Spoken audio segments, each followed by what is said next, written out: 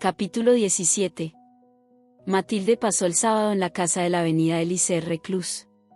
Nadó en la piscina, vio películas con Juana en la sala de cine, ejercitó en el gimnasio con Al-Saud e intentó estudiar francés para el examen de lunes porque pretendía continuar con la rutina diaria.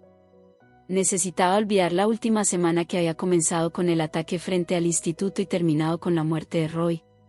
Sin embargo, no lograba concentrarse, leía sin captar el sentido y no acertaba con la resolución de los ejercicios prácticos. La perseguía la última imagen de Roy, a su lado y consumido. Ezequiel las llamó varias veces por teléfono, buscaba el consuelo que no hallaba en sus padres, tan destruidos como él, menos aún en su abuelo, que no le dirigía la palabra. Aldo las invitó a cenar al Ritz Hotel, donde se alojaba, ambas declinaron la invitación porque no incluía al Saud. El Ritz es un hotel muy caro, ¿verdad?, dijo Matilde. El más caro de París junto con el George V y el Plaza Athénée, contestó Al-Saud. ¿Por qué esa cara? ¿Qué te preocupa? Nada, mintió Matilde, porque no seguiría importunándolo con sus problemas familiares.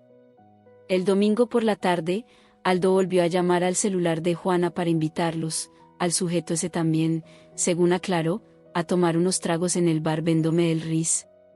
Matilde aceptó porque, según dijo, tenía que darle una copia del nuevo juego de llaves del departamento de la calle Touvier para que Aldo se lo entregase a Enriqueta.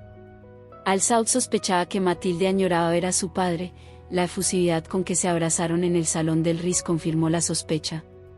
Aldo la besó varias veces en la coronilla, en la sien y en la frente y la llamó mi princesa hermosa, mi princesa adorada. Matilde lloriqueaba y se aferraba a su padre. Salvo por un rápido apretón de manos que le dispensó, Aldo simulaba que Elian no estaba sentado junto a su hija ni frente a él. En verdad, no se comportaba de manera antipática o grosera, simplemente no podía mirarlo, porque si bien se parecía a su padre, había mucho de Francesca de Gecko en los lineamientos de su oscuro rostro. Por otro lado, lo asolaban unos celos negros, algo que jamás había experimentado en relación con Roy. La situación resultaba violenta para Matilde. Su inquietud disminuyó en parte cuando su padre pidió un café. Había temido que en aquel ambiente voluptuoso del Vendôme, en el cual las copas con coñac y otras bebidas espirituosas se paseaban en las bandejas de los camareros de un extremo a otro, Aldo sucumbiera a la tentación. De igual modo, la tensión y la incomodidad persistieron, un poco por la presencia de Elia y también porque nadie se atrevía a mencionar la muerte de Roy. Al-Saud no aprobaba la elección de la mesada a su posición demasiado expuesta. No quiso aumentar el nerviosismo exigiendo un cambio, por lo que se ubicó contra una columna de mármol para proteger su espalda y le indicó a Matilde que se sentara a su lado. Al principio, el diálogo se centró en temas comunes, incluso mencionaron el frío que hacía, después languideció, y cayeron en un incómodo silencio. «Papá, ¿vos sabes si Roy estaba trabajando en algo importante y peligroso?» «No tengo idea», contestó deprisa, y eso fue lo que llamó la atención de Al-Saud, que lo hiciera sin pausar ni ahondar en el sentido de la pregunta, por lo que una suspicacia se plantó en él. «¿Por qué me preguntas eso?» «Porque los hombres que intentaron matarlas», interfirió Al-Saud, buscaban algo que Blatter le había dado a Matilde. «Mi papá no sabe lo del ataque, Elia». «Sí, lo sabe. Juana me dijo que se lo contó». «¿Es verdad, Matt?» «Se lo conté». Matilde los miró, desconcertada. Esos dos vivían cuchicheando. «Lo sé», admitió Aldo, «y le agradezco que las haya protegido de esos malvivientes». Le dirigió un vistazo fugaz y volvió a concentrarse en Matilde. «No te preocupes, princesa. Nada malo va a pasarte. Obvio. Porque el papurri aquí presente nos protege, que si no. ¿Para qué viniste a París, papá?» «¿Cómo para qué vine?» «Para ver a mi princesa». «Usted sí que se da la buena vida, don Aldo», comentó Juana, mientras sus ojos negros de Siria bailoteaban para abarcar los detalles del Vendôme. «Trabajo duro y me gusta darme gustos». «¿En qué trabaja, don Aldo?» «Es un broker», intervino Matilde, a la defensiva. «Ya te lo dije, Juani. Con Matt nunca entendemos bien qué es eso de ser un broker. Compro y vendo cualquier cosa en cualquier parte del mundo». Y eso deja mucha guita, por lo que parece. Si lo haces bien y tenés una buena red de clientes, sí. Papi, ¿no vas a preguntarme por Celia? Ya sé todo acerca de tu hermana. Jean-Paul me contó dónde está y por qué. ¿Vas a ir a verla? No me lo permiten. ¿No aún? Volveré cuando entre en la etapa en que le permiten establecer contacto con familiares y amigos. Es lo mejor para ella. ¿Cuándo viajarás a Córdoba? ¿Viajarás? Viajaremos, la corrigió Aldo. Nos iremos con los Blaeter, cuando les entreguen a Roy. Otro silencio se apoderó de la mesa. Matilde sintió el calor de la mano de Al-Saud sobre su rodilla, no la apretaba, simplemente la apoyaba allí. No me iré de París, papá. Voy a quedarme.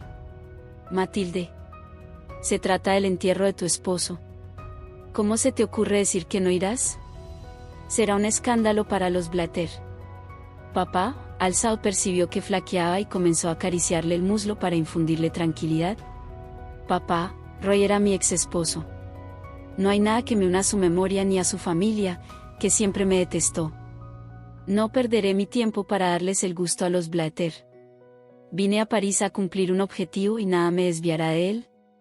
Involucrándote con este sujeto no veo que cumplas mucho tu objetivo. Papá. Matilde se puso de pie y quitó su campera del respaldo de la silla. Juana y Al-Saud la imitaron. Este sujeto se llama Elia y es el mejor hombre que pisa la tierra. Como no sos capaz de darle el trato que se merece, prefiero irme. Vamos. Quiero salir de este lugar. Minutos más tarde, al intentar acertar con la lengüeta en la villa del cinturón de seguridad, Matilde notó que le temblaban las manos. Al-Saud la asistió y le besó la mejilla.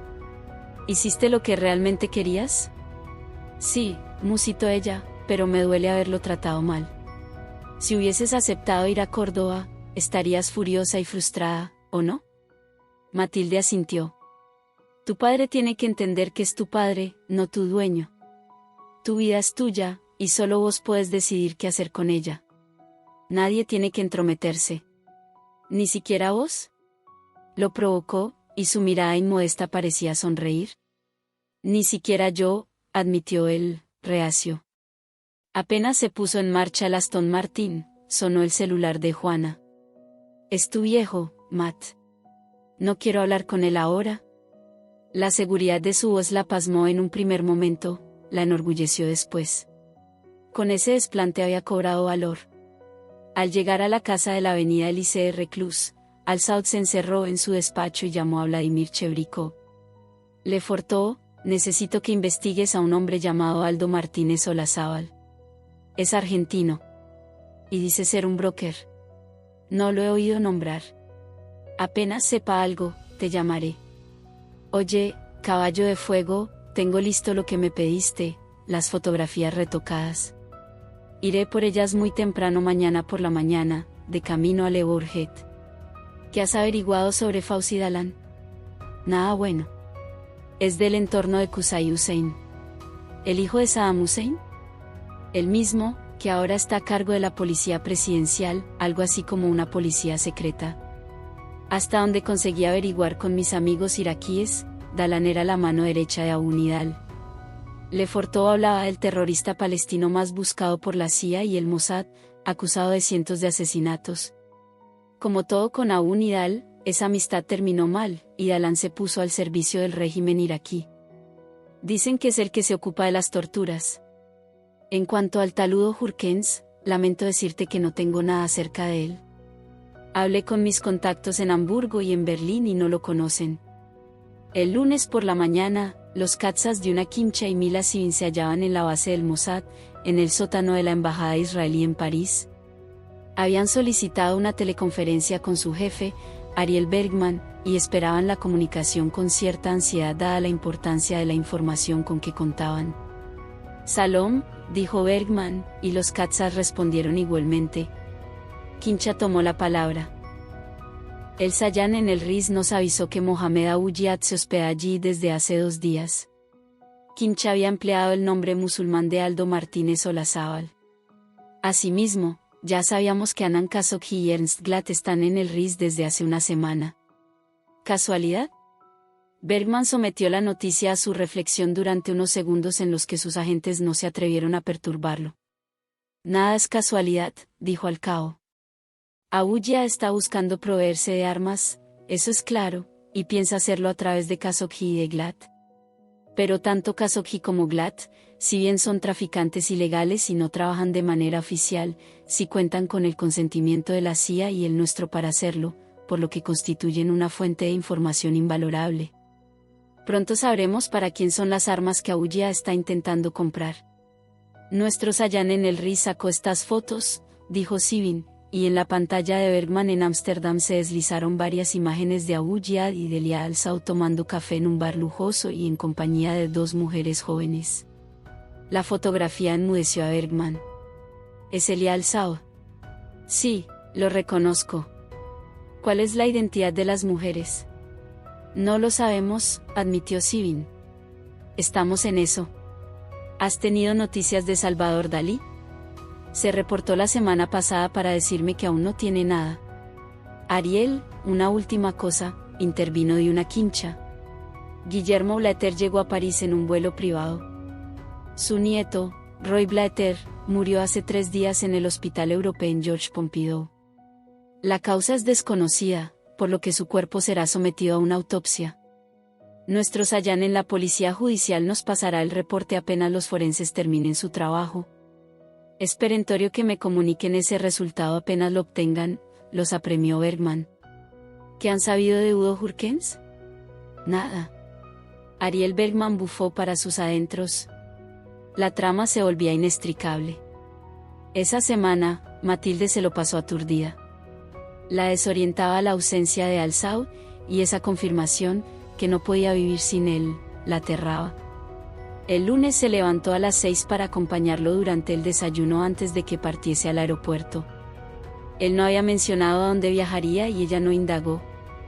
Distraída mientras lo ayudaba a ultimar detalles del equipaje, casi alegre de participar en esa actividad tan íntima, y feliz cuando Al-Saud levantó su retrato de la mesa de luz y lo guardó en la valija, no previó cuánto sufriría al despedirlo y caer en la cuenta de que no lo vería durante varios días, él no precisó cuántos. Se dijeron adiós en la privacidad de su dormitorio, ella todavía en camisón y bata, él, soberbio en su traje brioni de un color gris oscuro y acerado y con zapatos ingleses negros, envuelto en el aroma del Givenchy Gentleman. Te suplico, pronunció él con los ojos cerrados y sobre los labios de Matilde, no cometas ninguna imprudencia. No te expongas inútilmente. Prométeme que te vas a cuidar. Te lo prometo, mi amor. Quiero que sepas que no me iría de París si no fuera estrictamente necesario. Hay asuntos de negocios que no puedo seguir postergando. No lo hagas, no postergues nada por mí. La Diana y Sandor las van a proteger muy bien. Y todos quedan alertados. ¿Tenés a mano los números de los celulares de Alamán, de Tony y de Mike? Sí, tengo todo. El beso final era lo que Matilde evocaba cuando la desazón la invadía. Cerraba los ojos y lo proyectaba en su mente como si fuera la escena favorita de una película. Lo hacía cuando se despertaba a las 3 de la mañana, sola en la cama de Elia, empapada en sudor, confundida aún por los retazos de un sueño ininteligible en el que se mezclaban las caras de Roy, de Celia y de Aldo. Repitió el ejercicio cuando Ezequiel la llamó el miércoles por la noche para informarle que de la autopsia surgía que a Roy le habían inyectado en el muslo izquierdo un perdigón del tamaño de la cabeza de un alfiler lleno de ricina, uno de los venenos más potentes que existen.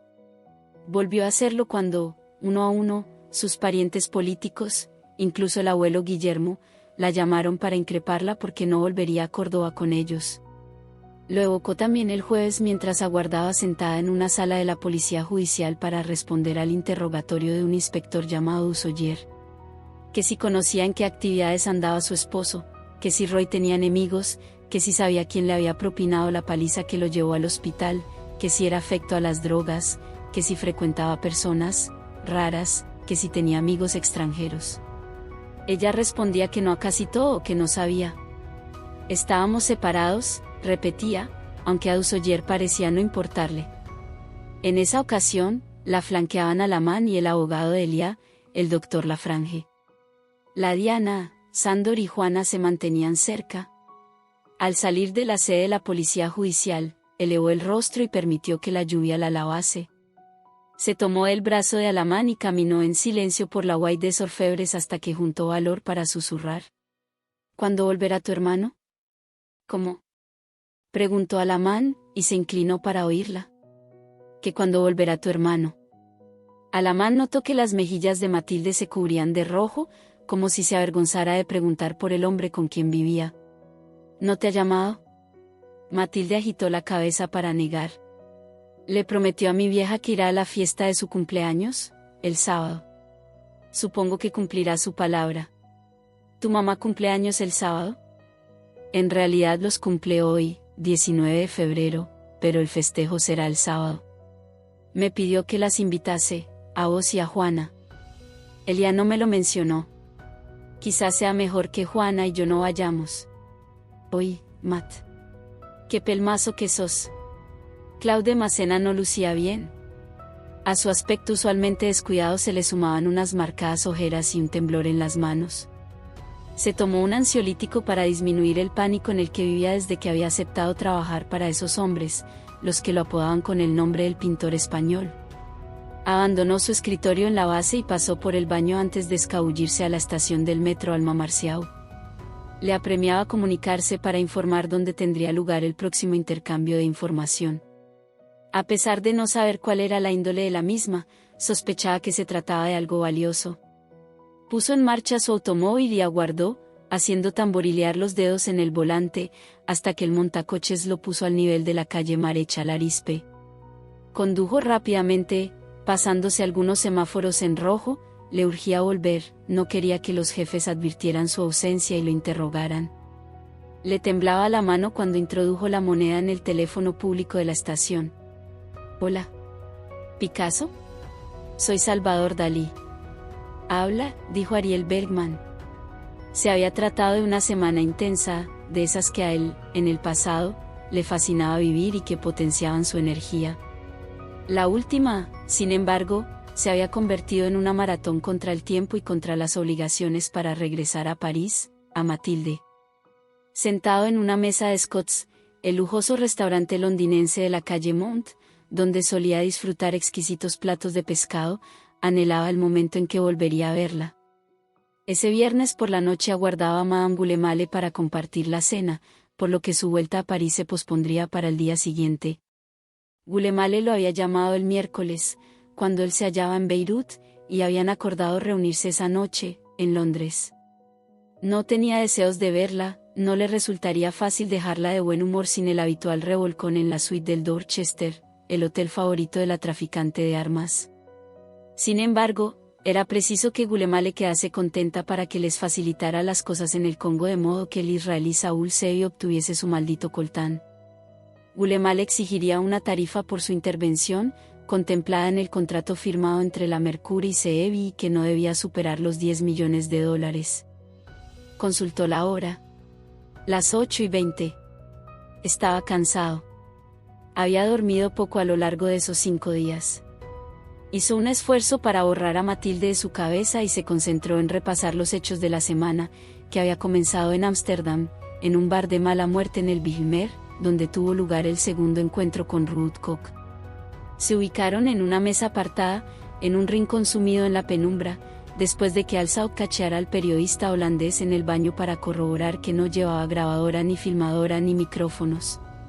El periodista, molesto, se sentó frente a Al-Saud, que vació el contenido de un sobre en la mesa. Varias fotografías se deslizaron por la superficie hasta el periodista, que las estudió una a una. Estas fotografías fueron sacadas por Moshe Uchiki, un científico del Instituto de Investigaciones Biológicas de Israel.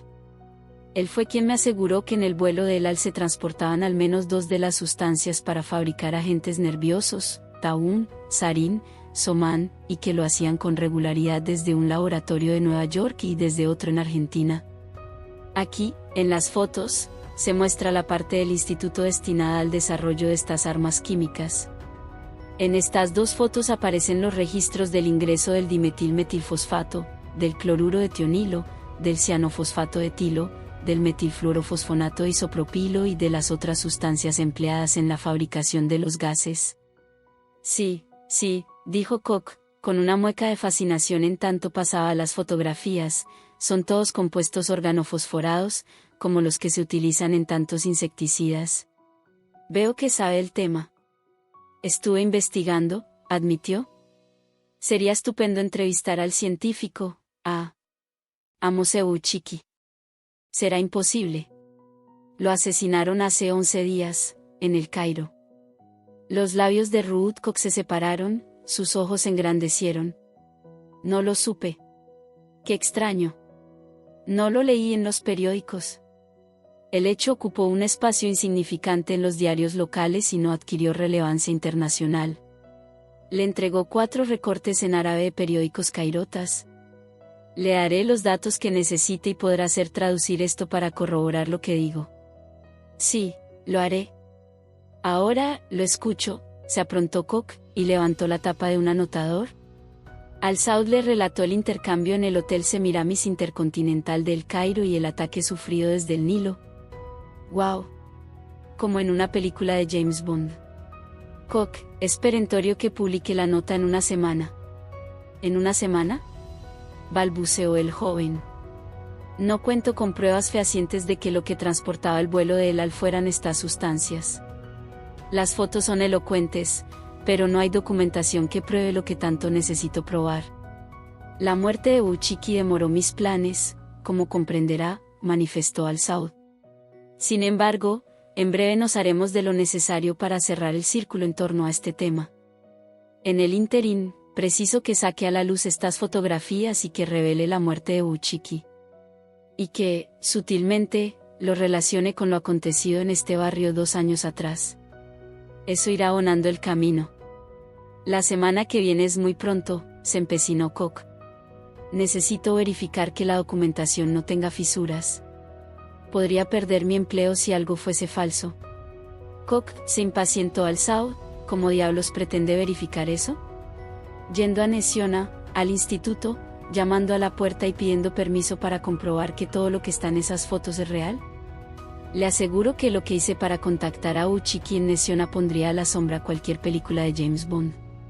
No creo que usted cuente con las habilidades necesarias para hacer lo que yo hice. ¿O sí? No, claro que no. Pero esta nota puede convertirse en la oportunidad para catapultar su carrera a la fama. Al menos, con este material, empezará a poner en tela de juicio la inocencia que él proclama desde hace 2 años. No crea que desconozco que sus colegas lo han ridiculizado por sostener su teoría acerca de las sustancias tóxicas. Será una buena revancha. Una pausa, seguida de una inflexión en el tono de Al-Saud, inquietó a Koch. Si usted no está dispuesto a sacar la nota la semana que viene, me temo que acudiré a un amigo en The Sun, de Londres. Habría preferido que fuera usted quien la publicara, ya que estuvo comprometido con este tema desde el accidente mismo, pero si sus escrúpulos le impiden. Lo haré, claudicó el periodista. No sé qué día de la semana que viene, pero lo haré.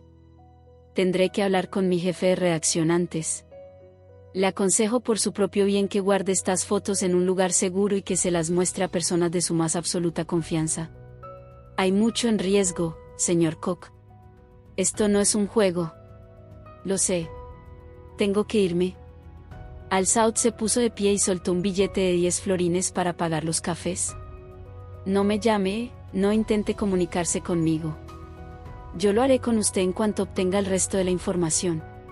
Señor Al-Saud. Elías se dio vuelta para mirarlo.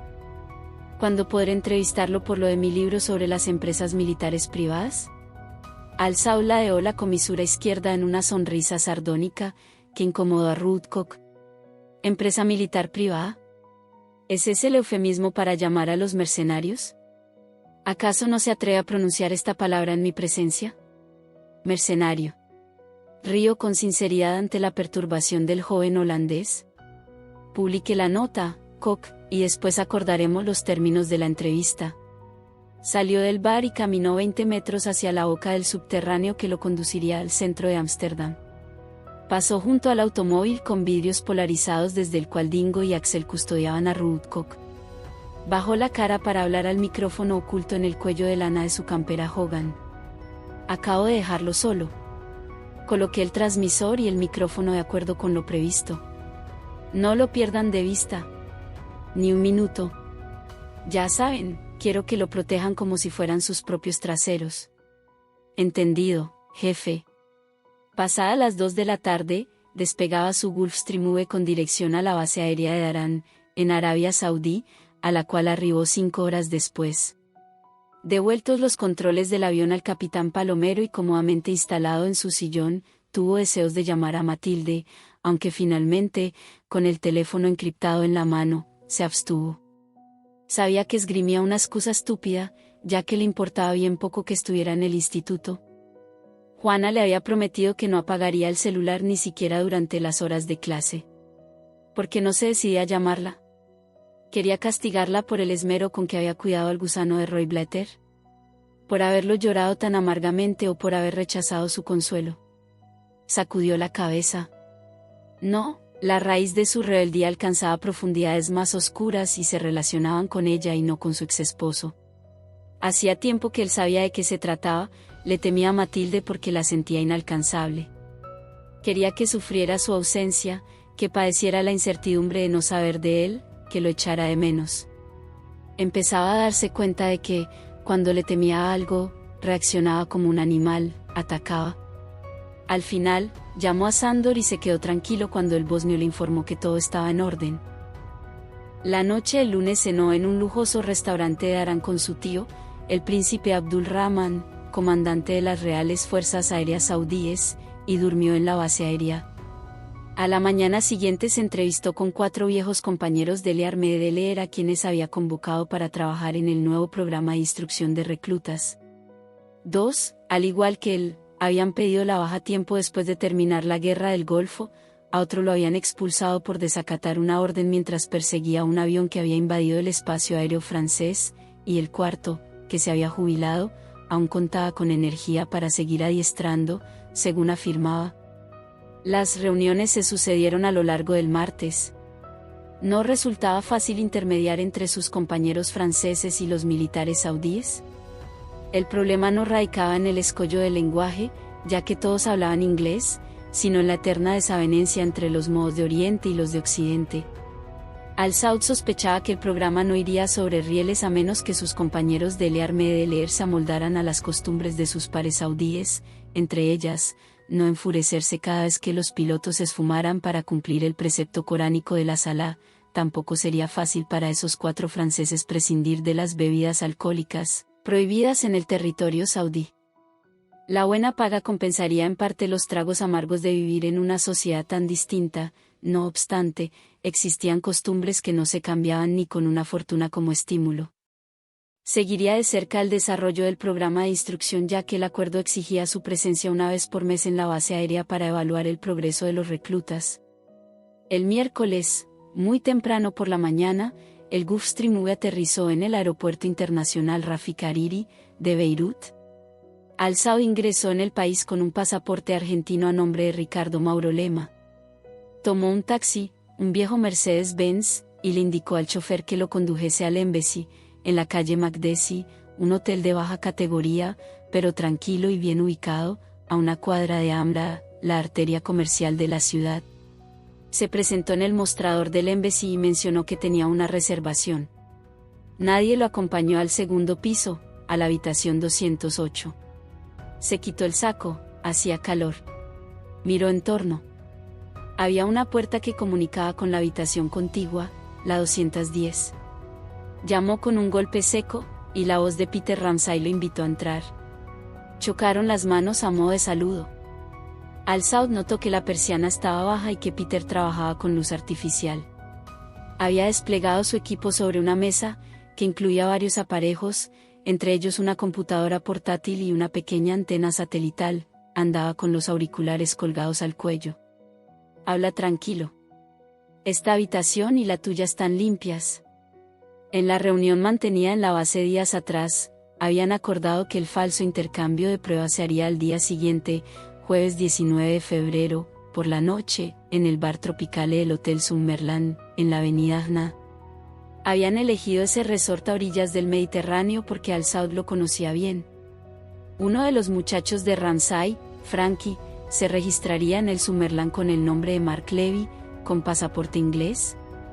El jueves, Peter Ramsay estaría fuera custodiando los alrededores, y dentro estaría Gabriel, otro miembro de su equipo.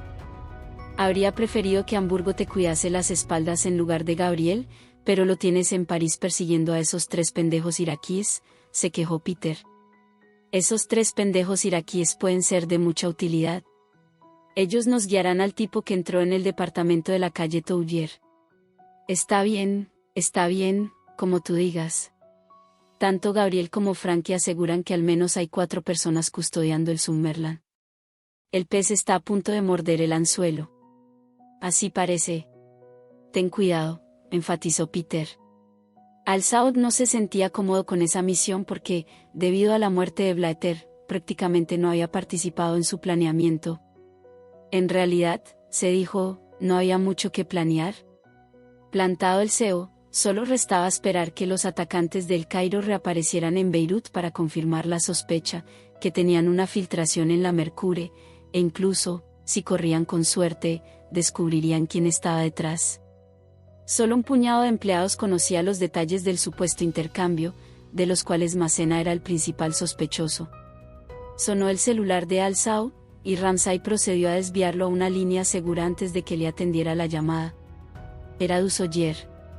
Acabo de recibir el resultado de la autopsia de tu conocido, Roy Blatter. Los forenses le dieron prioridad, tal como les pedí, añadió. Gracias, Olivier. La cosa es más complicada de lo que imaginamos, Elia. Al tipo lo mataron con ricina, un alcaloide altamente venenoso, sin antídoto hasta el momento. Le inyectaron en el muslo un pequeñísimo perdigón con una dosis tan alta que lo liquidó en 2 días. Esta no es una tecnología de la que cualquier criminal pueda echar mano. ¿Qué sabes de Blatter? Al-Saud percibió un frío en el estómago. ¿A qué se enfrentaba? ¿Contra quién luchaba? ¿Quién acechaba a Matilde? Según entiendo, dijo Al-Saud, la ricina es de fácil obtención. No se precisa un gran laboratorio. Se obtiene de la pasta que queda luego de machacar las semillas de ricino. Y estas se consiguen en cualquier parte. Es verdad, convino Dussoyer. No obstante, esto huele al accionar de un grupo terrorista, por lo que el fiscal pedirá al departamento de Edmé de Florian que tome parte en la investigación. Eso es bueno, se dijo Al-Saud. ¿Qué sabes de Blatter? Insistió Dussoyer. Poco y nada. Es un conocido, nada más. Sé que era ingeniero nuclear, graduado con altas calificaciones, pero no sé dónde trabajaba ni nada de su vida. Los médicos del George Pompidou mencionaron que su esposa estuvo con él mientras agonizaba. Tenemos un número de celular. La llamaremos para que se presente a declarar. El frío en el estómago invadió sus pulmones y le congeló la respiración. Además, prosiguió Dussoyer, tenemos la declaración de la jefa de enfermeras que asegura haber visto a un desconocido salir de la habitación de Blatter la noche del miércoles 11 de febrero. Preparamos un identikit, no muy bueno, debo admitir, porque la enfermera lo vio desde lejos, en el corredor, con poca luz. ¿Te importaría enviármelo? No, en absoluto. Dame un número de fax y te lo envío ahora. Al-Saud cubrió el auricular del teléfono y le exigió a Ramsay en voz baja. Un número de fax. ¿Ahora? Ramsay se lo escribió y Elia se lo repitió a Dussoyer. Envíalo cuanto antes, Olivier. Y gracias por todo. Gracias a ti, dijo el inspector con acento intimista. Los gemelos Cartier son una preciosura. No es nada. Un simple detalle para compensar en algo todas las molestias que te he ocasionado últimamente. Se despidieron. Merde. Masculló Al-Saud, y enseguida dijo, Peter, comunícame con Alamán. Encuéntralo, donde sea. Unos minutos después, Al-Saud saludaba a su hermano, Dussoyer, un inspector de la Police Judiciaire, acaba de comunicarme que a Blatter lo envenenaron con ricina. Llamará al celular de Juana y pedirá por Matilde. Le exigirá que comparezca en la 36 Guay des Orfebres para declarar. Quiero que la acompañes junto con mi abogado, el doctor Lafrange. Dile que no debe mencionar por ningún aspecto el ataque frente al instituto ni lo del cuadro. Que declare que estaban separados y que ella desconocía las actividades de su exesposo, que, por otra parte, es verdad. Hermano, te la confío. No la dejes sola un instante. Temo que el que asesinó a Blatter esté detrás de ella. ¿Lo haré? Quédate tranquilo. ¿Cuándo regresas? Probablemente el sábado. Le prometí a mamá que estaría en el festejo de su cumpleaños. Apenas cortó, se comunicó con Sandor. ¿Dónde están? En tu casa. Las señoritas están almorzando. En un rato saldremos para el instituto. Sani, escúchame bien. No permitas que nadie se acerque a Matilde. Sí, ya lo sabemos, expresó el bosnio, con acento de hastío. No, no lo saben. Se enfureció Alzao. Al ex de Matilde lo asesinaron inyectándole veneno en la pierna. No permitas que nadie se aproxime a ella. Merde. No debería dejarla salir de casa, farfulló para sí. Sani, cualquiera podría pasar cerca de ella y punzarla, ¿entiendes? No sé, con un paraguas, con la antena de un celular, rasguñarla con un anillo, con cualquier cosa, y, en realidad, estaría inyectándole el veneno. Sani, entiéndelo bien, nos enfrentamos a un enemigo poderoso, lleno de recursos. Es imperativo que tú y la Diana agudicen sus sentidos. Entra en el salón de clases con ella y siéntate detrás. Le parecerá raro. Siempre me quedo fuera del salón. Me importa una mierda si le parece raro. Le dices que la orden la di yo y basta. Mientras comían unos sándwiches, llegó el identikit a través de la computadora de Ramsay. Este lo imprimió y se lo entregó a Alzao después de echarle un vistazo. No se parece al tipo de la filmación en el departamento de la Rue Touvier, opinó Peter. Había una anotación de puño y letra de Dusaugier al pie del dibujo. La enfermera sostiene que era alto, alrededor de 1,90 m, y de contextura robusta. Llevaba el cabello muy corto, pero no pudo establecer su tonalidad debido a la poca luz. Después de un baño y de vestirse con ropas cómodas, unos jeans celeste claro y una chomba blanca Christian Dior, Alzao se calzó los Serengeti y salió del hotel con aires de turista. Quería caminar para verificar que nadie lo siguiese. Se dirigió hacia la calle Ambra y desde allí marchó en dirección oeste, hacia el Mediterráneo.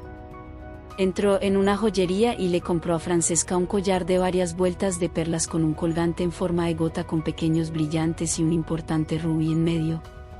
Volvió al hotel seguro de que nadie lo acechaba y se recostó a ver televisión. Quería distraerse. Cambiaba los canales sin reparar en lo que veía, todo el tiempo pensando en Matilde, en cuanto añoraba el sonido de su voz, hasta que soltó el control remoto y buscó su retrato en la valija. Se quedó contemplándolo, dándose ánimos al imaginarla preparando ese regalo para él. Quizá, se desmoralizó, todo se trata de un gran sentimiento de gratitud por haberla ayudado a superar su trauma en relación con el sexo. Consultó su Breitling Emergency. Las 8 de la noche. En París eran las 7. Estaría regresando del instituto. No aguantaba el martirio que se había impuesto, con tintes de castigo para ella. Su ánimo mutó, y la situación le pareció ridícula, la juzgó como el acto de un adolescente. Marchó a la habitación de Peter para llamarla desde una línea segura. Sonó su celular. Ramsay maniobró con sus aparejos electrónicos para asegurar que la llamada no fuera escuchada por la mitad de los servicios secretos del mundo. Hola, Cherry. La voz cavernosa de Madame Gulemale lo sorprendió. Estoy en Londres y quiero verte. Mañana mismo. Alzao curvó las comisuras en una mueca suficiente. Hola, Gulemale. Así la llamaban, y nadie sabía a ciencia cierta si se trataba de su nombre de pila, del apellido o de un seudónimo. Temo que nuestro encuentro tendrá que posponerse para el viernes, a menos que eso contraríe tu dulce carácter. Se oyó una risa sensual del otro lado de la línea. Por ti, querido, haré una excepción. Reservo una mesa en nuestro restaurante favorito. ¿Para el viernes a las 8:30? Me parece estupendo. Después de cortar con Gulemale, regresó a su habitación y se echó en la cama a esperar los reportes de Frankie y de Gabriel. Ya no experimentaba el mismo deseo de hablar con Matilde. A decir verdad, el deseo de escucharla persistía. Lo que había cobrado vigor era una perturbadora necesidad de hacerla sufrir. ¿Estaría lográndolo? ¿Matilde se daría cuenta de que no la había llamado? ¿Se lo reprocharía a su regreso o lo saludaría con su dulzura habitual sin quejarse de nada? Ella nunca lo telefoneaba. Más tarde, antes de irse a dormir, habló con Alamán y preguntó por ella. La veo apagada, muy callada. Cuando habla, lo hace en un tono de voz más bajo del usual. Tengo que agacharme para escucharla. Creo que la muerte de su ex la deprimió bastante. Y su padre y sus parientes políticos, que no la dejan en paz, no ayudan para que esté más animada. Un sabor amargo le inundó la garganta. Se incorporó en la cama, apoyó el codo en la pierna y se cubrió la frente con la mano. Estaban atormentándola, le recordaban su rol de esposa de ese gusano que primero la había violado para después meterla en una intriga de dimensiones insospechadas, estaban lastimándola, abusando de su corazón compasivo. Claudicaría finalmente y viajaría a Córdoba para el entierro de Blatter. La sola idea de volver a la casa de la avenida Elise Reclus y no hallarla lo sumió en un pánico angustioso, que lo impulsó a decir: Alamán, no permitas que Matilde regrese a Córdoba. No permitas que esos hijos de puta se la lleven. No te preocupes, Elia, lo tranquilizó Alamán, azorado por el arranque de su hermano menor. La que se ocupa de eso es Juana. En ella, tienes a la mejor aliada. El falso intercambio estaba anunciado para el jueves 19 de febrero a las 10 de la noche. Familiarizado con el bar Tropicale, Alzao se movió con soltura hasta una mesa cercana al piano. Se sentó con la espalda contra la pared. Miró la hora, las 10:05. Las voces de Peter, Frankie y Gabriel resonaban en el pequeño micrófono en su oído derecho. Estudió el entorno. No había mucho público, ni en la barra ni en las mesas. Simulaba sorber un whisky, aunque le hubiese gustado el alcohol, no lo habría bebido por el riesgo de que contuviese un narcótico, y había pedido un whisky porque, en caso de ser vigilado, quería que sus enemigos creyeran que sus reflejos estarían menguados. Volvió a consultar el reloj con ademán impaciente. Las 10:10. El supuesto informante, el tal Mark Levy, estaba retrasado. De hecho, Mark Levy nunca se presentaría. De acuerdo con lo estipulado, Alzao se levantó de la mesa apenas pasadas las 10:15 y se dirigió al baño de hombres. Ya estoy dentro del baño, informó Alzao. 3 sujetos siguen tu misma dirección, informó Frankie. No puedo ver si entran en el baño, admitió la gente en el instante en que la puerta se abría y los tipos ingresaban. Aquí están, susurró Elia frente al mingitorio, con la cabeza gacha, mientras simulaba ver su chorro de orina cuando, en realidad, seguía los movimientos de los hombres en el espejo y por el rabillo del ojo. Uno echó traba a la puerta de acceso sin arrancarle un sonido. El otro se ubicó en el urinario contiguo. El tercero se lavaba las manos. Alzao se subió el cierre del pantalón y se aproximó a un lavabo. A punto de echarse jabón líquido en la mano, se agachó para esquivar el codazo del que se higienizaba junto a él, destinado a su cuello. Le lanzó un puñetazo en el costado, y el hombre gruñó cuando le resonaron las costillas, se plegó sobre su vientre, sin aliento. Los otros dos se ubicaron a los flancos de Elia. Sin escapatoria, comenzó a retroceder hacia el mármol de los lavabos hasta tocar la fría superficie. El que había quedado sin aliento, se incorporó, más recuperado, si bien con cara de dolor, y pasó a formar parte del semicírculo que se cerraba en torno a Alzao. Los 3 desplegaron cuchillos de acero negro, con nudillos en el mango. Eran unas armas blancas espléndidas, típicas de los grupos militares de élite. Sucedió en un parpadeo y reaccionaron tarde. Alzao, haciendo presión sobre las palmas, subió al mármol y saltó sobre las cabezas de sus atacantes para ubicarse tras ellos, en el espacio abierto del baño. Destinó una patada voladora para el que ya había recibido un puñetazo, que aterrizó en el mismo sitio, sobre las costillas lastimadas. El hombre bramó y cayó por tierra.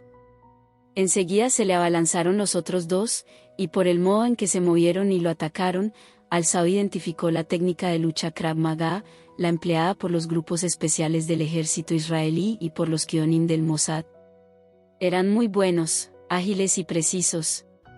Al-Saud no se quedaba quieto, movía los pies en todo momento, primero para simular que avanzaba en el ataque, luego para retroceder en actitud de defensa. Los confundía, se mantenía alejado, después se colocaba al alcance de sus brazos. Estaban nerviosos, no solo por lo escurridizo de su objetivo, sino por los puntapiés y los gritos de los hombres que intentaban franquear la puerta del baño. «Caballo de fuego», vociferaba Ramsay. «¿Estás bien?» «Todo bajo control». Los atacantes lanzaron unas cuantas fintas hasta que se arrojaron sobre Al-Saud en un ataque conjunto, con los cuchillos apuntando a su vientre.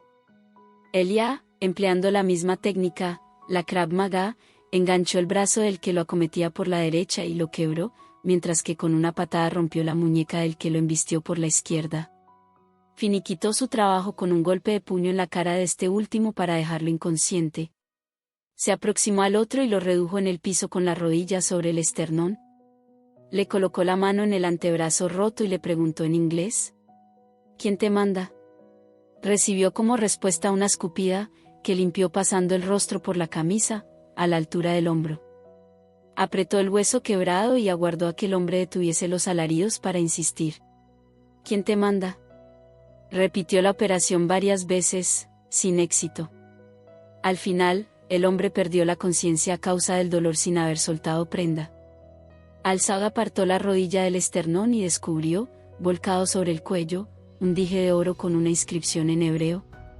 Se acercó al que tenía rotas las costillas, que comenzaba a rebullirse y a quejarse en el suelo. Lo tomó por las solapas del saco y lo atrajo hacia su cara. Salom lo saludó con una sonrisa, más bien la mueca de un depredador que levanta los belfos para descubrir los caninos. Continuó en inglés: «Dile a tu Memune, con ese nombre llaman a la máxima autoridad del Mossad, que esté atento a las noticias de la semana que viene. Dile también que me pondré en contacto con él».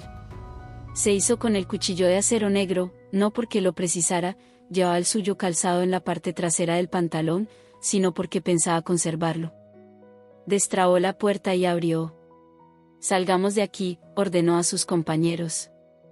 Más tarde, en las primeras horas del día viernes, el Gulfstream UE despegó del aeropuerto Rafik Hariri de Beirut con destino al aeropuerto London City. Arribaron pasadas las 7 de la mañana. Durante el viaje, Al-Saud se había echado una cabezadita después de hablar con sus socios a través del teléfono encriptado. Ninguno dormía a la espera de los resultados de la misión en el Hotel Summerland. El pez mordió el anzuelo, les anunció, y pasó a detallarle los sucesos de la noche. 2 cuestiones se desvelaron en Beirut: que tenemos un infiltrado en la Mercury que es el Mossad el que lo plantó allí. ¿Un Sayan?, aportó Michael. «¿Se sabe que los Sayanim deben ser judíos?», recordó Tony. «De los empleados que estaban al tanto de los detalles de la operación Summerland, ¿quiénes son judíos?». Ninguno lo sabía. «Pues bien, es preciso que lo averigüemos. Urge aislarlos y separarlos de nuestros sistemas y fuentes de información». «Yo me ocupo», ofreció Mike, que desde el principio se había opuesto a la creencia de que había un infiltrado. En Londres, se registró en el Hotel Savoy.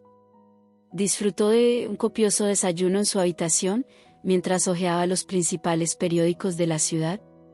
Un titular en The Times que mencionaba a la OTAN le hizo evocar sus tiempos en el Agense. A veces echaba de menos la época en la que él y sus hombres saltaban de una misión a otra, un día amanecían en Djibouti y al siguiente en Camboya, y la energía se multiplicaba en las 3 dimensiones de su ser, cuerpo, mente y espíritu, como si hubiese nacido para esa vida de riesgo, de diversidad, de originalidad. Samar había significado un lastre por esos años, cuando le reprochaba las prolongadas ausencias, cuando lo acusaba de tener amantes, cuando lloraba porque tenía miedo por él. «¿Qué haces? ¿A qué te dedicas?», le espetaba, entre lágrimas. «Y no me digas que asesoras a compañías de aviación porque no soy estúpida». Evocó al general Anders Reimers, su jefe, un militar dinamarqués que le había enseñado lo que sabía acerca de estrategia, de armas, de explosivos, de comandos, de camuflajes, de supervivencia en los distintos climas. Gracias a Reimers, podría ganarle tanto al desierto más inhóspito de la Tierra, el Jabal Khali, como a la densidad tropical del Amazonas. El entrenamiento había resultado cruel por momentos, la mayoría se había rendido antes de la tercera semana, el curso completo duraba un año. Recordaba los gélidos días en los Brecon Beacons, en Gales, trepando la montaña con el macuto repleto de piedras, o el agobiante sol del desierto mientras, con ventiladores gigantes para imitar una tormenta de arena, ellos subían al helicóptero por una cuerda, o la práctica del rappelling en riscos perpendiculares a la tierra o en edificios, sin redes de contención debajo, las horas pasadas sobre mapas para aprender a leerlos, algo de lo cual él sabía bastante por sus años como piloto, los eternos minutos en los piletones con agua helada, el buceo, el manejo de todo tipo de vehículo, la familiarización con los adminículos electrónicos, las técnicas de seguimiento, las de reanimación, la lista parecía inacabable. Haré de ustedes armas mortales, hombres invencibles, los arengaba Reimers al notar que sus espíritus se quebraban. Experimentó el impulso de hacerle una visita, porque si bien los cuarteles generales de la OTAN se encontraban en Bruselas, la base de Leagense, cuya localización pocos conocían, se hallaba en las entrañas de Londres, en el sótano de una usina abandonada en el barrio de Bisbater. De ese sótano, equipado con una tecnología que los ciudadanos comunes juzgarían como parte de la utilería de una película de ciencia ficción, Mike, Tony y él habían tomado la idea para crear la base en la casa de la avenida Elise Reclus. Al final, desistió de entrar en contacto con Anders Reimers, sus últimas entrevistas no se habían desarrollado en los mejores términos debido a su costumbre de incumplir las órdenes y de modificar el plan en el terreno. Sin embargo, Al-Saud sospechaba que si llamase al viejo general, lo recibiría con los brazos abiertos, las diferencias del pasado olvidadas. «Tú eres mi mejor hombre», le había confesado en una oportunidad. «¿Por qué me sacas de las casillas de este modo?». Al-Saud sonrió al evocar los sermones que Reimers le dirigía cuando regresaba de una misión. «Ya no tengo excusas para defenderte frente a la cúpula», le achacaba. Lo esperaban largas horas antes de las 8:30, momento en el que se reuniría con Madame Gulemale para cenar. Abandonó el hotel con la intención de comprar regalos a Matilde. Quería que luciera radiante en la fiesta de su madre, por eso recorrió la famosa Bond Street, donde le compró un vestido y un tapado en Gucci, un collar de perlas con broche en oro blanco en Tiffany y Sebo, zapatos y cartera en F. Pinette y una caja para joyas en Smithson, porque él planeaba regalarle unas cuantas, a pesar de que ella no las apreciara. Las compras para Matilde, en lugar de endulzar su disposición hacia ella, lo tornaron más agresivo, porque con cada adquisición inventaba un montón de excusas para convencerla de que las aceptara. Terminó de arruinarle el humor el apremio que, como una comezón, lo asaltó hacia el final del día, quería volver a ella. El transcurso de esos 5 días se había convertido en una carrera con obstáculos en cuya meta se hallaba Matilde. Terminadas las compras, volvió al Savoy y se preparó para la cena con Madame Gulemale. Ella lo encontró irresistible, según le manifestó no solo con sus ojos de obsidiana sino de modo explícito, con palabras. «Es una pena que estés tan apuesto esta noche porque lamentablemente no podremos pasarla juntos». «¿No?». Al-Saud enmascaró en un gesto entre sorprendido y ofendido el alivio que experimentó. «Terrible desilusión, Cherie. A menos que no te opongas a formar un trío con un amigo que me espera en el Dorchester». Al-Saud torció la boca. «Lo sabía, eres del tipo formal pese a todo. ¿Te quiero para mí solo o no te quiero, Gulemale?». Se sostuvieron la mirada de manera desafiante. Siempre era así entre ellos, la tensión sexual se mezclaba con una disputa subyacente donde medían el poder de sus temperamentos. Se conocían desde hacía tiempo. Michael Thornton los había presentado en esa misma ciudad, en la famosa discoteca Ministry of Sound, la cual habían abandonado para compartir una noche de sexo salvaje e inolvidable. Al-Saud se preguntó cuántos años tendría esa mujer única, cuyo cuerpo esbelto y voluptuoso, que parecía esculpido en ébano, guardaba los misterios de una vida que la había llevado de la indigencia en los suburbios de Kinshasa a la riqueza y el poder en las capitales de Europa. Se decía que había comenzado a los 14 años, contrabandeando cigarrillos. En la actualidad se la asociaba con todo tipo de tráfico ilegal, en especial el de armas y el de heroína. Por lo visto, caviló al-Saud, a la lista se suma el coltán. Pronto descubrieron que las razones que los congregaban en torno a esa mesa de Scots compartían una raíz, el Congo y el codiciado oro gris. Gulemale ofrecía recompensar con generosidad a al-Saud si le servía de espía en la casa de los Kabila, conocía su amistad con Joseph, el primogénito del presidente, y planeaba sacarle el jugo. Gulemale, mis servicios podrían costarte menos de lo que piensas. ¿Verdad? Dijo, una muletilla que caracterizaba el modismo de la africana. ¿Y cuánto me costarían? En realidad, me pagarías con un favor. Quizá tu favor esté relacionado con esa joint venture que formaron el israelita Saúl Zeevi y TKM, la fábrica china de baterías y chips. Al-Saud sonrió y, al negar con la cabeza, en realidad prestaba su aquiescencia. Estás bien informada, Cherie. ¿Verdad? No te he felicitado por tu reciente nombramiento como presidenta de SOMIG. Merci. Te has convertido en una mujer aún más poderosa de lo que ya eres. No lo creas, lo previno. Respondo a varios grupos. A Africom, a Cogecom y a Promeco. Estás bien informado, Cherie, lo imitó ella. ¿Qué quieres, Elia? Preguntó a bocajarro, y su postura y su mueca mutaron. Se desembarazó en un santiamén del disfraz de femme fatale para revelar otra cara, la de una mujer de negocios, con pocos escrúpulos y nada de miedo. ¿Pretendes que les permitamos explotar nuestras minas y robarse nuestro coltán? ¿Nuestro coltán? Gulemale, por favor. Las minas están en la región de las Kibus, que, para tu información, son provincias congoleñas. Y se había obtenido una licencia del gobierno de Kabila para explotar una de ellas. Ese acuerdo es papel mojado. Y lo sabes, Elia. ¿Acaso Kabila puede ofrecerle a Zeevi la protección de su ejército? Las Kibus podrán figurar como parte del territorio de la República Democrática del Congo en los mapas que los niños estudian en la escuela, pero en la práctica es un territorio anexado a Ruanda. Si Zeevi y TKM quieren coltán, tendrán que comprarlo a alguna de nuestras subsidiarias en Europa. Si insisten en ingresar en nuestro territorio para apropiarse de nuestras minas, tendrán que enfrentarse con las tropas del general Nkunda.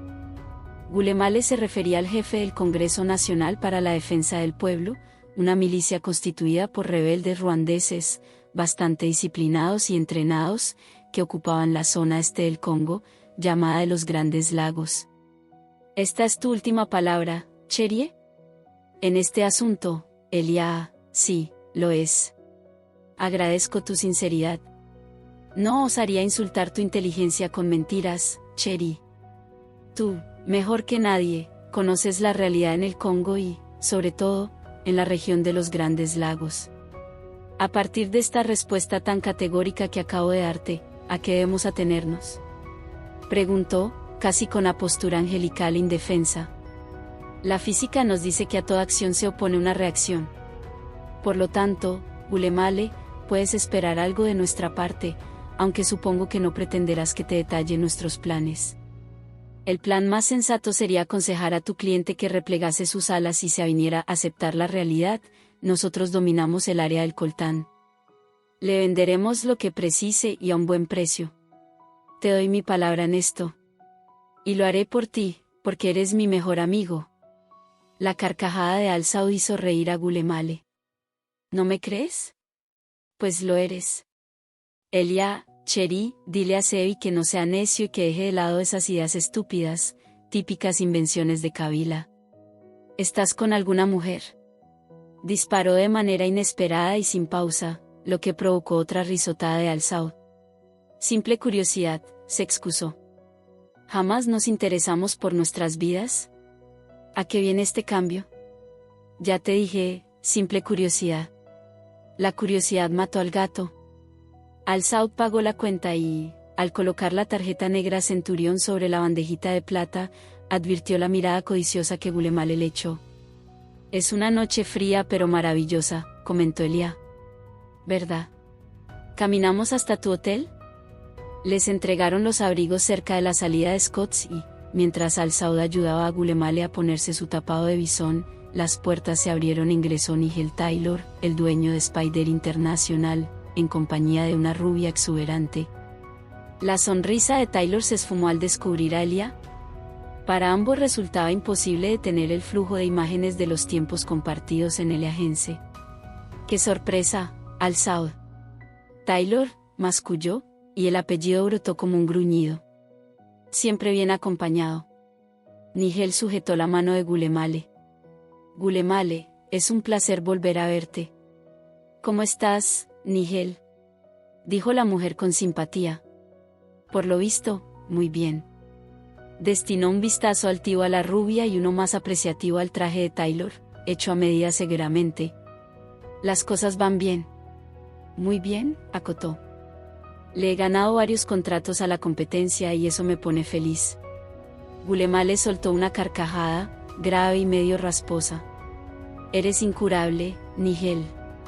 Al-Saud acabó de ponerse el sobretodo, le entregó unas libras a la muchacha del ropero y aferró a Gulemale por el brazo. Buenas noches, Nigel, se despidió la mujer, antes de que Al-Saud la arrastrara al frío de la noche. Gulemale entrelazó su brazo en el de su compañero y marcharon por la calle Mount escoltados por dos gigantes negros de impecable aspecto. A pesar de los guardaespaldas de Gulemale y del enfado por haberse topado con Taylor, Al-Saud se mantuvo alerta. Un verdadero soldado jamás baja la guardia, ni siquiera en una playa del Caribe con un daiquiri en la mano, solía repetir el general Reimers. ¿Qué fue lo que pasó entre tú y Nigel para que se detesten tanto? ¿De dónde se conocen? No pasó nada. Simplemente nos detestamos, mintió. Al-Saud deseó que Madame Gulemale comprendiera que su humor se había precipitado y que los cuestionamientos no le iban a su índole. Le disgustaba que Taylor lo hubiese visto con ella. Era una información acerca de él que habría preferido que su competidor ignorase. ¿De dónde lo conoces?, persistió la africana. Has cambiado, Gulemale, comentó Al-Saud, y giró la cabeza para contemplarla a los ojos. Te has vuelto curiosa y preguntona. No olvides que fueron tu discreción y tu misterio los que me conquistaron. ¿Y mi belleza? Eso fue lo que me llevó a tu cama. Gulemale volvió a reír de ese modo tan propio de ella. Al llegar a Park Lane, doblaron a la izquierda. El Dorchester se erigía a pocos metros. Se despidieron en las escalinatas del ingreso. Gulemale se ubicó a la altura de Elia, le pasó el brazo por el cuello y lo besó en la boca. Aunque lo incitó con la lengua para que le permitiera entrar, al cabo se dio por vencida. Lo que no quisiste responder antes acabas de hacerlo ahora. Tienes una mujer. Si fuera cierto, sería impedimento para continuar con nuestra amistad. Por supuesto que no. Gulemale giró con los aires de una reina, haciendo flamear los faldones de su tapado de bisón, y se alejó. Al-Saud subió a un taxi estacionado frente al hotel y, mientras le indicaba al chofer que lo condujera al Savoy, no advirtió que Aldo Martínez Olazábal se ponía de pie en el lobby del Dorchester al ver a Madame Gulemale. Tampoco vio que la saludaba con un beso en los labios y que, con la mano en la parte baja de su cintura, la guiaba hacia la zona de los ascensores. Matilde despertó el sábado alrededor de las 8. Levantó los párpados y se quedó muy quieta en la cama, contemplando el espacio vacío de Elia, las sábanas y la colcha sin arrugas. Ladeó apenas la cara para enterrar la nariz en el círculo de la almohada donde había rociado amén, él se había llevado el Givenchy Gentleman. La noche anterior, dolida por su ausencia y por su silencio, no la había llamado ni una vez, se metió en la cama a oler el perfume y a llorar. Había evocado tantas veces el beso del lunes por la mañana que, al igual que una fotografía vieja y ajada, comenzaba a diluirse en su mente, y, en lugar de esos últimos minutos de pasión, se acordaba de que, después de la muerte de Roy, él había cambiado. Tal vez estaba hartándose de ella, le había ocasionado demasiados problemas. Además, un hombre mundano como Elia Al-Saud se aburriría pronto de una relación, en especial si la mujer era una pacata y una campechana, que no tenía dinero para ropa elegante ni para regalos costosos, que le preparaba dulce de leche y le ponía un sombrerito al frasco, y que pintaba portarretratos con dibujos ridículos. Apartó la colcha de un sacudón y se puso de pie tan deprisa que perdió el equilibrio. Se sostuvo con las manos sobre el borde de la mesa de luz y, paradójicamente, mientras la visión se le enturbiaba, en su mente despuntaba con nitidez una revelación: tenía que volver a la calle Touvier. Acababa de comprender que el silencio y la ausencia de Alsaut componían un mensaje claro: la quería fuera de su casa para recuperar su espacio. ¿De qué otro modo se entendía su comportamiento? ¿Por qué, se preguntó, siendo sábado, no había vuelto de viaje? Esquelia no distinguía entre días hábiles y fines de semana, simplemente no les daba importancia. Su soberbia y su seguridad alcanzaban dimensiones tan vastas que no respetaba la convención por la cual se divide al tiempo en semanas, a la semana en días laborales y días de recreo y descanso. Ya se lo había advertido Takumi Kaito: un caballo de fuego no vive bajo las reglas de la rutina, y ella empezaba a encarnar la rutina para él. Se metió en el vestidor. No sabía si cambiarse primero o armar la valija. Se decidió por esto último. Debió traer una silla para bajarla del estante superior. La empresa la dejó cansada y jadeando. Echó las prendas sin miramiento y hasta arrojó el frasco con el estúpido sombrerito bordado, que rebotó sobre la ropa. Procedió a cambiarse. Se quitó el camisón, que terminó en la valija, y en un acto de audacia acorde con su ánimo rabioso, se puso el conjunto de lencería que había comprado en Chantal Thomas, el de tul de plumetí negro, que le transparentaba los pezones y el pubis. Tan campechana no soy, se animó. Así la encontró él, terminando de abrocharse el corpiño, sin nada encima, con la valija todavía abierta en el piso. Alsaut destinaba vistazos a ella y al lío de ropa. Matilde se sentía vulnerable, apenas cubierta por ese conjunto diminuto e indecente. Habría sido lo mismo no llevar nada.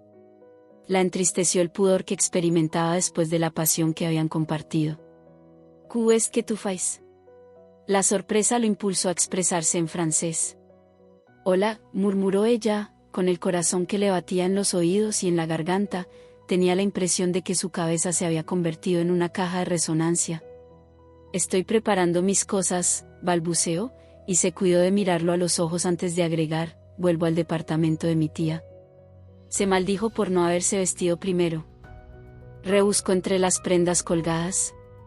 Se cubrió con una camisa blanca, que no atinó a abotonar porque la aferró por la muñeca y la sacudió. «¿De qué estás hablando?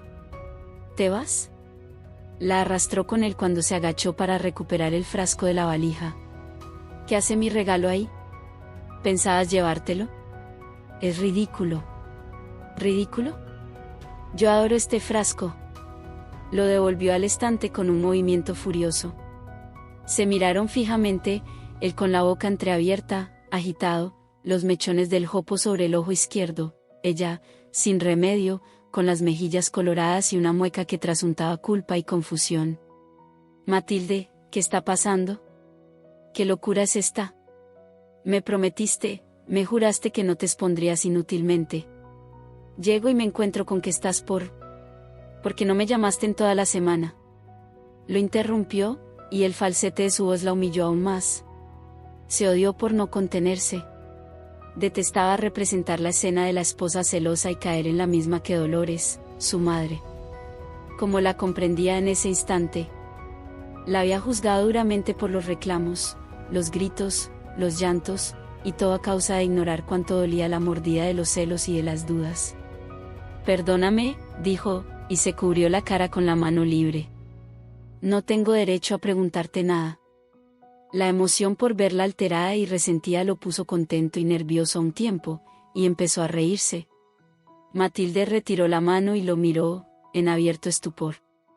Alsaut la envolvió con sus brazos, la engulló dentro del sobretodo negro de cachemira, todavía frío y húmedo, porque afuera helaba y llovía. Quise llamarte cada segundo en que estuve lejos de vos, pero no lo hice, me contuve, resistí las ganas». «¿Por qué?» «Juana te dijo que tendría encendido el celular todo el tiempo, aun durante las clases». Me volví loca lucubrando justificaciones para tu silencio. «No puede porque está en la otra punta del planeta y la diferencia horaria se lo impide», «No me llama porque, cuando se libera de sus compromisos, yo estoy en clase o durmiendo y no quiere molestarme, y así, inventaba excusas, sabiendo que no tenías problema para comunicarte con Sandor, con Alamán, con Tony, con todos, excepto conmigo. Esta mañana me di cuenta de que querías librarte de mí y por eso... Matilde. La trajo de nuevo a su pecho, feliz y atormentado, la había hecho sufrir, como si la vida no se hubiese encargado con suficiente saña. Perdóname, mi amor. Fui cruel. Te confieso que lo hice para ver esta reacción. Quería que me desearas, que me extrañaras, que me añoraras. Se calló, de pronto pasmado ante su propia sinceridad. Porque, Elia, cuánto me hiciste sufrir. Creí, la voz le falló. Me moría de celos. Rugió, incapaz de detener la iracunda fusión. No sé cómo explicar lo que me pasa con vos, Matilde. No sé cómo explicarlo, volvió a decir, de pronto abatido. Desde el principio no entiendo nada, admitió. Me volví loco de rabia y de celos con el asunto de Blatter. Te celé hasta de tu padre. Tengo celos del Congo y de la gente que curarás allá. Y tengo celos de Ezequiel, porque te conoce como nadie y porque lo querés tanto. Y de tus compañeros del liceo y de los que tendrás en manos que curan. Tengo celos de todo y de todos. No te llamé por eso, para castigarte. Quería saber si era importante para vos. Apoyó la frente en el hombro de ella y condujo sus manos por debajo de la camisa de Matilde, para abarcar su espalda pequeña. Dios mío, Elia. Matilde le levantó el rostro y lo acarició repetidas veces, en la frente, en las mejillas sin afeitar, en el cuello, le apartó el jopo, que cayó pesadamente de nuevo. Sos tan hermoso, pensó en voz alta. Me quitas el aliento cuando te miro, se me afloja el cuerpo, te juro, me siento débil. Nunca imaginé que algún día viviría para sentir esto que siento por vos. ¿Por qué te hice pasar por todo eso cuando, en realidad, te has convertido en el centro de mi mundo? ¿En qué fallé? En nada, aseguró él, con ímpetu. La culpa es mía, porque soy posesivo e irascible, poco paciente y muy poco compasivo. Y vos sos lo opuesto. Creo que es tu compasión por todo lo que me vuelve loco, porque, como soy incapaz de experimentarla, no la comprendo. Sos demasiado buena para mí, Matilde. Se puso en puntas de pie y lo besó en los labios, apenas lo rozó. No se apartó cuando le murmuró. ¿Sabes cuál es la verdadera razón por la cual no quiero viajar a la Argentina para el entierro de Roy?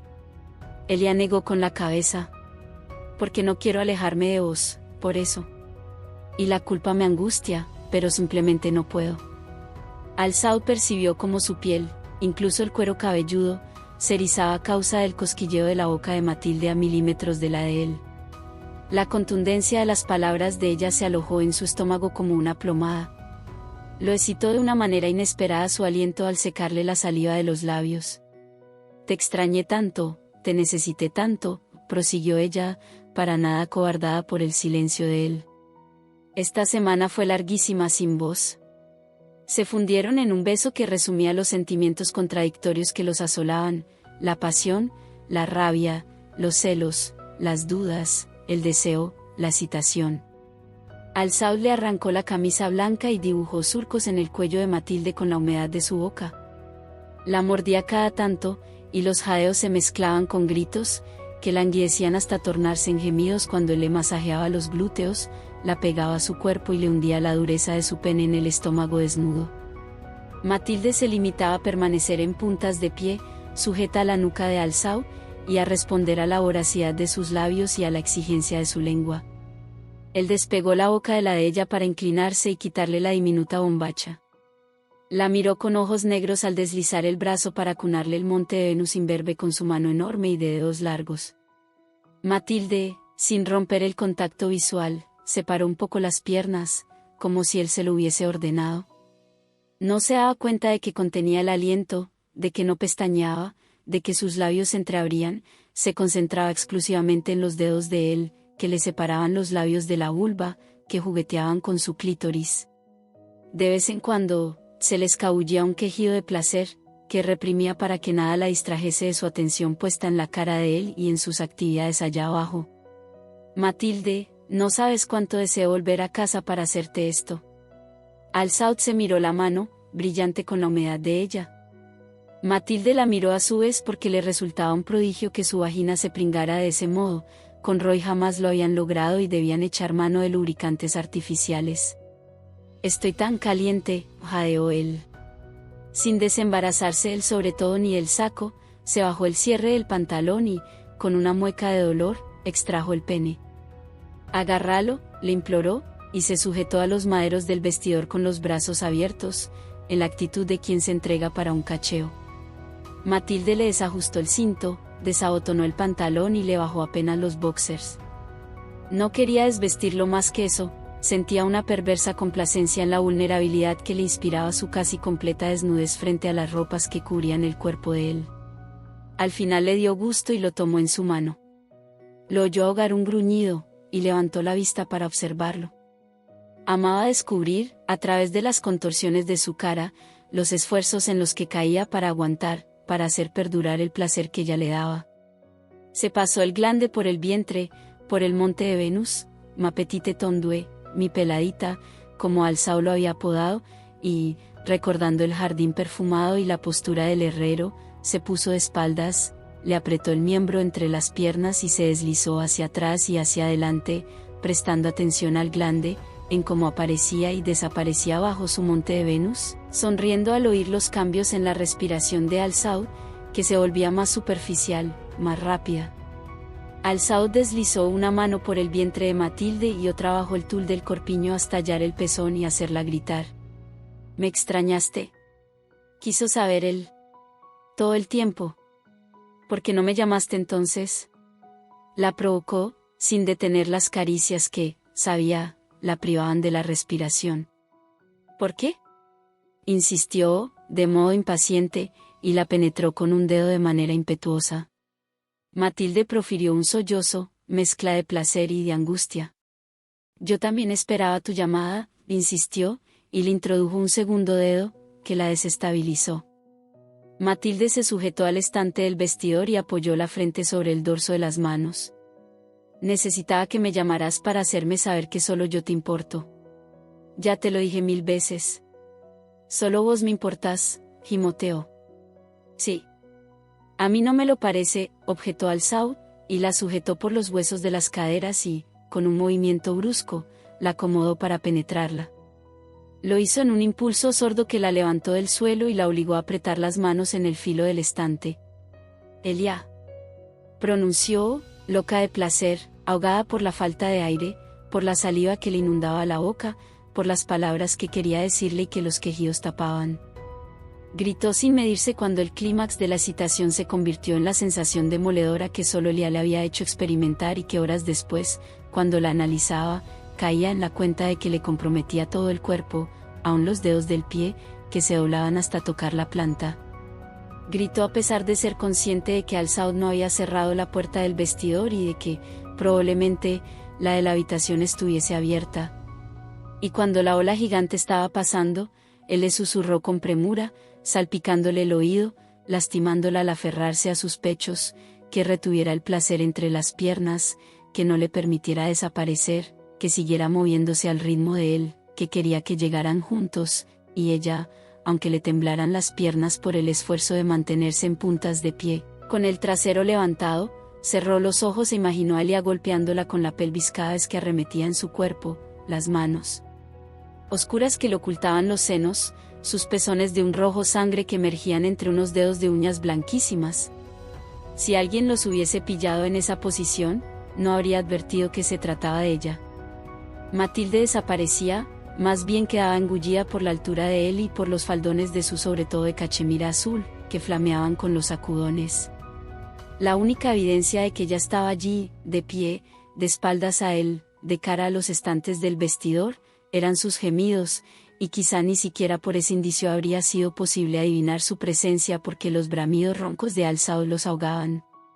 Acabaron juntos, como él había deseado, y Matilde jamás imaginó que se pudiera experimentar una dicha tan plena como la que estaba sintiendo al verse apretada contra los maderos del vestidor por el peso de Elia. La cordura fue retornando a él al mismo tiempo que se le regularizaba el pulso.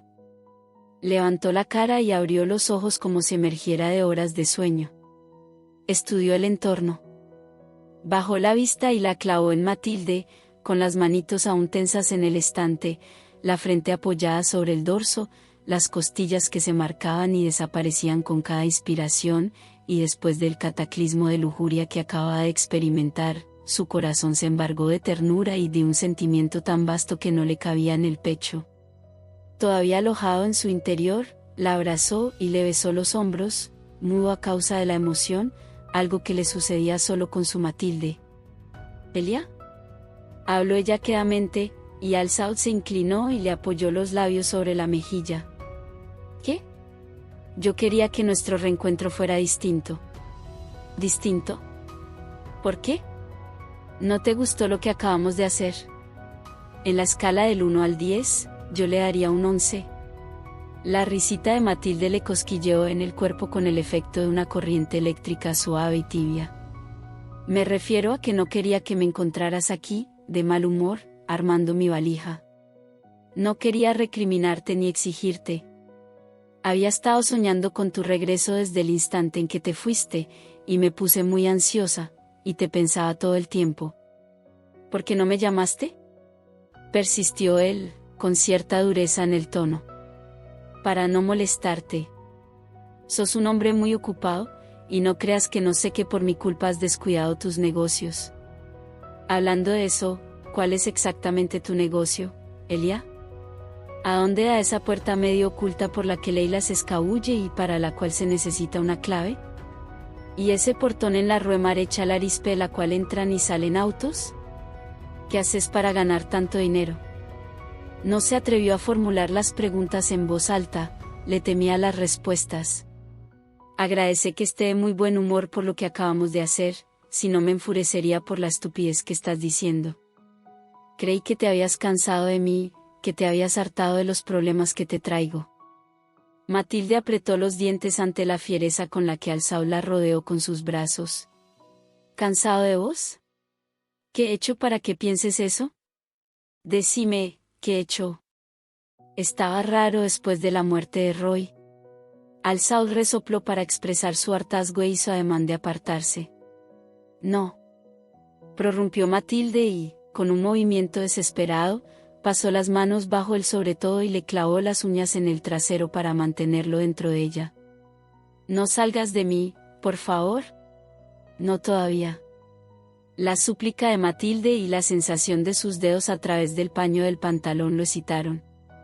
Se cerró sobre ella hasta meterla en el hueco que formó su torso y reinició las caricias para invitarla de nuevo a esa experiencia de la que nunca se cansaban. Se desembarazó del sobretodo y del saco, que cayeron detrás, y guió a Matilde al piso, donde volvió a tomarla, dentro del sobretodo de cachemira, en el lío de ropa, a centímetros de la valija. Con los brazos en tensión, Al-Saud mantenía el torso apartado de ella, como si no quisiera tocarla. Se miraban fijamente, en silencio, apenas se oían los quejidos de Matilde cada vez que Al-Saud se impulsaba dentro de ella.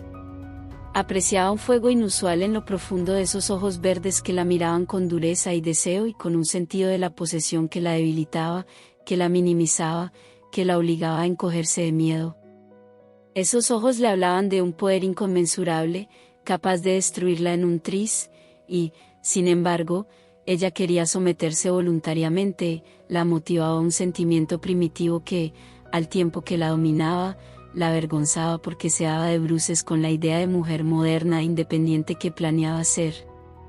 Incluso apreció el poder de él en la ferocidad con que expresó su alivio, en la energía que trasuntaron sus rugidos y en el modo en que le golpeó la entrepierna en las instancias finales, y ella, agarrada a los músculos de sus brazos, lo alentaba, le pedía más, sí, más, Elia, mi amor, no pares, más adentro, mi amor, más, y resultaba paradójico que con esas palabras, la pequeña y delicada Matilde domara la fiera en él, que se avenía a complacerla como un mortal a una diosa. Matilde, Matilde, dijo, casi sin aliento, con los labios aplastados en la frente de ella. No tenés idea de lo que fueron estos días lejos de vos. Te compré tantos regalos. Sí. ¿En serio? Sí, muchos regalos, a riesgo de que no quisieras ninguno. Los quiero todos. Porque me los compraste vos. Aunque sean costosos y de marca y vos los consideres una frivolidad insoportable. Sí, los quiero igualmente. Para mí son la prueba de que pensaste en mí. ¿Qué me compraste? Te compré un vestido para la fiesta de cumpleaños de mi vieja. Es hoy por la noche. ¿Quieres que vaya? Sí. ¿Quieres ir? Sí. Él sonrió ante ese sí, en miniatura, como el pío de un pajarito. ¿Nos damos un baño juntos? Sí, pareció piar de nuevo. Este capítulo ha finalizado. Recuerda suscribirte y activar la campanita de notificaciones para avisarte cada vez que subimos nuevos capítulos de tus novelas favoritas. Comenta qué te ha parecido. Continúa con el capítulo siguiente.